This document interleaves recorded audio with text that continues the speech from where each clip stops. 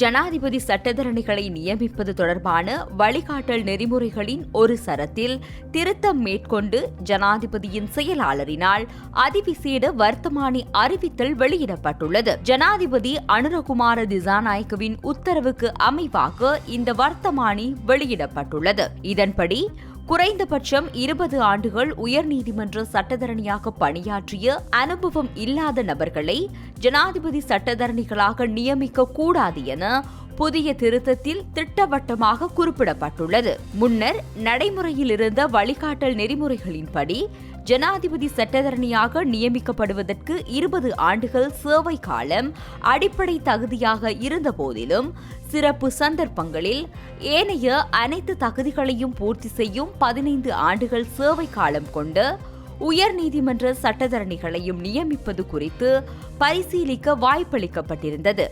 இருப்பினும் தற்போதைய திருத்தத்தின் மூலம் அத்தகைய விலக்குகள் தவிர்க்கப்பட்டுள்ளன. இதேவேளை 2026 ஆண்டுக்கான ஜனாதிபதி சட்டத்தரணிகளை நியமிப்பதற்கான விண்ணப்பங்களை கோரும் வர்த்தமானி அறிவித்தலும் தற்போது வெளியிடப்பட்டுள்ளது.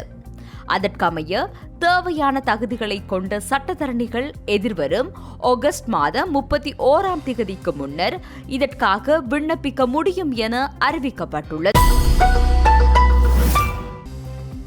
முன்னாள் ஜனாதிபதி ரணில் விக்ரமசிங்கவும் எதிர்க்கட்சித் தலைவர் சஜித் பிரேமதாசவும் மீண்டும் ஒன்றிணைவது அரசாங்கத்திற்கு எந்தவித சவாலையோ அல்லது தாக்கத்தையோ ஏற்படுத்தப் போவதில்லை. ரணில் விக்ரமசிங்க தம்மை மீண்டும் தலைவராகவும் சஜித் பிரேமதாசவை தமக்கு கீழ் செயற்படும் சீடராகவும் மாற்றவே இந்த சந்திப்புகள் ஊடாக முயற்சிக்கின்றார் என்று அமைச்சர் நலிந்த ஜெயதிச தெரிவித்துள்ளார். களுவாஞ்சிக்குடி பகுதியில் ஊடகங்களுக்கு கருத்து வெளியிடும் போதே அவர் இதனை தெரிவித்துள்ளார். එකට ඉන්නකොටත් කරගන්න බැරි වෙච්ච වැඩේ දෙකට වෙන් වෙලා ගිහිල්ලා අය එකතු වෙලා කියලා කරන්න බෑ නේද? අනිත් එක මම දකින්න එක එකට එකතු වීමක් නෙමෙයි රනිල් වික්‍රමසිංහ ලොක්ක වෙලා සජිත්ව ආය ගෝලයා කරගන්න හදන උත්සාහයක්. ඔබ දකින්න තියෙන පළවෙනි සාකච්ඡාවෙම රනිල් නියෝග දෙනවා සජිත් ලියනවා. නේ මම හිතා රනිල් වික්‍රමසිංහ අලුතෙන් සල්ලි වියදම් කරන්නේ නැතුව ලේකම් කෙනෙක් අරගෙන තියෙනවා. ඉතින් අර විපක්ෂ නායකයා වුණාට රනිල් වික්‍රමසිංහගේ තියෙන දේශපාලන අත්දැකීම් එක්ක ඔහු එතන ගිහිල්ලත් කරේ තමන්ගේ ආධිපත්‍ය උඩට අරගෙන තමන් ලොක්කා කියලා පෙන්නලා සජිත්ව නිකන් අර දෙවනිය නෙමෙයි ගොඩාක් පල්ලෙහාට දාලා තිනවා. முன்னர் இவர்கள் இருவரும் ஒன்றாக இருந்தபோது எதையும் சாதிக்க முடியாமல் பிரிந்து சென்ற நிலையில் தற்போது மீண்டும் இணைவதால் புதிதாக எதையும் செய்துவிட முடியாது. இதனை ஒரு சமமான கூட்டிணைவாக பார்க்க முடியாது. சந்திப்பின் போது ரணில் விக்ரமசிங்க கட்டளைகளை பிறப்பிக்க சஜித் பிரேமதாச அவற்றை அமைதியாக குறிப்பெடுத்துக் கொண்டிருப்பதே தெரிகின்றது. ரணில் விக்ரமசிங்க தமது அரசியல் அனுபவங்களை பயன்படுத்தி அங்கு தமது ஆதிக்கத்தை நிலைநிறுத்திக் கொண்டு தன்னை தலைவராக காட்டிக் கொண்டுள்ளார். சஜித்தை 2ஆம் இடத்திற்கு கீழே தள்ளிவிட்டார். அத்துடன் இந்த சந்திப்பின் பின்னர் ஊடகங்களுக்கு கருத்து தெரிவித்த நபர்களை கவனித்தால் அங்கிருந்த அனைவரும் ஏதேனும் ஒரு வழக்கில் தொடர்புடையவர்களாகவோ பிணையில் உள்ளவர்களாகவோ அல்லது சந்தேக நபர்களாகவோ மட்டுமே இருக்கின்றார்கள். லஞ்ச ஊழல் விசாரணை ஆணைக்குழு மற்றும் நீதிமன்றங்கள் மூலம் விசாரணைகள் தீவிரப்படுத்தப்பட்டு வழக்குகள் தொடரப்பட்டு வரும் நிலையில் எதிர்க்கட்சியினரின் சட்டவிரோத செயல்கள் மற்றும் குற்ற பின்னணிகள் வெளிச்சத்திற்கு வர தொடங்கியுள்ளன. இவ்வாறான குற்றச்சாட்டுகளிலிருந்து தப்பிக்கும் நோக்கிலும் பயத்திலுமே சஜித் ரணில் நாமல் போன்றோர் பதற்றமடைந்து ஒன்றாக சந்திக்க தொடங்கியுள்ளனர்.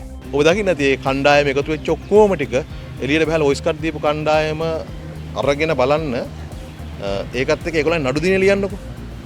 නඩු නැති කවුරුත් නෑ එතන. ඔක්කොම නඩු තියෙනවා. එක්කෝ ඉන්නේ අප පිට නැත්තම් ඉන්නේ සක පිට. හරි? ඔය සෙට් එක තමයි එකතු වෙලා තියෙන්නේ. ඉතින් එයා එකතු වෙන එක හොඳයි. වෙන් වෙලා ඉන්නවට වඩා. මොකද ඒක ජනතාවට ඒව දකින්නකොට තමයි තේරෙන්නේ මොකද්ද වෙන්නේ කියලා. பாராளுமன்றத்தில் உள்ள உறுப்பினர்களின் எண்ணிக்கை பலத்தால் நம்பிக்கையில்லா பிரேரணையை அரசாங்கம் தோற்கடித்திருக்கலாம். ஆனால் பாராளுமன்றத்திற்கு வெளியே மக்கள் மத்தியில் எதிர்க்கட்சி முன்வைத்த உண்மைகளே வெற்றி பெற்றுள்ளன என்று ஐக்கிய மக்கள் சக்தியின் பாராளுமன்ற உறுப்பினர் முஜிபுர் ரஹ்மான் தெரிவித்துள்ளார். பாராளுமன்றத்தில் நீதி அமைச்சர் மீதான நம்பிக்கையில்லா பிரேரணை தோற்கடிக்கப்பட்ட நிலையில் அது குறித்து ஊடகங்களுக்கு கருத்து தெரிவிக்கும் போதே அவர் இதனை தெரிவித்துள்ளார். දැන් මේක ආණ්ඩුවට 159ක් තියෙනවා. හරිද? අපිට 60 ගාණක් විපක්ෂයට තියෙනවා. අපි මේ විශ්වාස භංගය ගේන්න ප්‍රධානම හේතුව තමයි විශේෂයෙන්ම මෙතුමන්ලා බලයට එනකොට ඇමතිවරයෙක්ගේ වගකීම් වගවීම් විනිවිදභාවය පාරදර්ශකභාවය ඊළඟට අලුත් දේශපාලන සංස්කෘතියක් හදන්න ඕනේ කියන සියලු දේවල් කතා කරපු උදවිය. ඒ මත තමයි අපි එතුමන්ලා එදා එතුමන්ලා මේ රටේ ජනතාවගෙන් ගත්ත ජන මතය ගැන මතක් කරලා දීලා මේ අධිකරණ ඇමතිවරයා ඔහුගේ වගකීම් පැහැර ඇරීම පිළිබඳව අපි අද පාර්ලිමේන්තුවේදී කරුණු හෙළිදරව් කරා. දැන් අපි හෙළිදරව් කරපු කරුණු වලට එකකටවත් ආණ්ඩු පක්ෂයේ മന്ത്രിවරු ඇමතිවරු උත්තර දුන්නේ නැහනේ. ඒගොල්ලෝ නිකම් මේ අනවශ්‍ය දේවල් විවාදයේ තුල කතා කරා මිසක් අපි මතු කරපු එක කාරණයකටවත් එතුමන්ලට උත්තර දෙන්න බැරි වුණා. அரசாங்கத்துக்கு 159 பெரும்பான்மை உறுப்பினர்களும் எதிர்க்கட்சிக்கு 80 உறுப்பினர்களும் உள்ள நிலையில் இந்த நம்பிக்கையில்லா பிரேரணையை எதிர்க்கட்சி கொண்டு வந்ததற்கான முதன்மை காரணம் தற்போதைய அரசாங்கம் அதிகாரத்துக்கு வந்தபோது அளித்த வாக்குறுதிகளை நினைவூட்டுவதற்கே ஆகும்.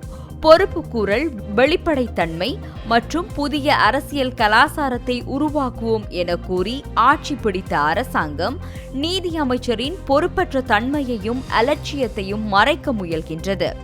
விவாதத்தின் போது எதிர்க்கட்சியினால் முன்வைக்கப்பட்ட பலமான ஆதாரங்கள் மற்றும் கேள்விகள் எதற்கும் ஆளுங்கட்சி அமைச்சர்களாலோ அல்லது பாராளுமன்ற உறுப்பினர்களாலோ பதிலளிக்க முடியவில்லை. நேரடி பதில்களை தவிர்த்து சம்பந்தமில்லாத விடயங்களையே ஆளுங்கட்சியினர் விவாதத்தில் பேசினர். கடந்த காலங்களில் முன்னாள் அமைச்சர் கஹலிய ரம்புக்வெல்லவிற்கு எதிரான நம்பிக்கையில்லா பிரேரணை கொண்டுவரப்பட்ட போது அப்போதைய ஆளுங்கட்சியினர் அவரை பாதுகாத்து வாக்களித்த போதிலும் இறுதியில் அவர் தவறு செய்தது நிரூபிக்கப்பட்டு சிறைக்கு செல்ல நேர்ந்தது. தவறு செய்பவர்கள் யாராக இருந்தாலும் வெளியே அனுப்புவோம் என்று கூறி ஆட்சியை பிடித்த தற்போதைய அரசாங்கமும் அதே தவறையே மீண்டும் செய்கின்றது. இது தமக்கு வாக்களித்த மக்களுக்கு செய்த பெரும் துரோகமாகும். ආණ්ඩුව අද ආණ්ඩුවේ තිබෙන ආකර්ෂණය ආණ්ඩුවේ තිබෙන මේ විශ්වාසය දවස ගානේ අඩු වෙනවයි කියන එක ඉතින් සියලු දෙනාම දන්න කරුණක් නේ. ඒක අලුත් දෙයක් නෙමෙයි. ඔය ඒක තමයි දැන් ඒගොල්ලෝ දැන් ඕකනේ කරේ කවුද? කෙහෙලිය රඹුක්වැල්ලට අපි විශ්වාස භංග ගෙනාවනේ. අපි පරාද වුණානේ. පොහොට්ටුවේ ඉන්න ඔක්කොමලා ආරක්ෂා කරානේ කෙහෙලියව. අන්තිමට කෙහෙලිය අද වැඩිකාරයෙක් වෙලා ඉන්නවනේ. අහිරේ ගියානේ. ඒ වගේ මෙතුමන්ලා කිව්වේ අපි එහෙම කරන්නේ නැහැ. අපේ එකෙක් වැරදි කරත් අපි එළියට දානවා කියලා තමයි මෙතුමන්ලා ජනමතය හදලා ඒ මැන්ඩේට් එක ගත්තේ. නමුත් අද ඒ මැන්ඩේට් එකට විරුද්ධව ඒගොල්ලෝ ඡන්දය පාවිච්චි කළා. உங்களை காத்து நாட்டினை காக்கவே ஸ்ரீலங்கா இன்சூரன்ஸ் லைஃப் தந்தையும் தாயும் போன்று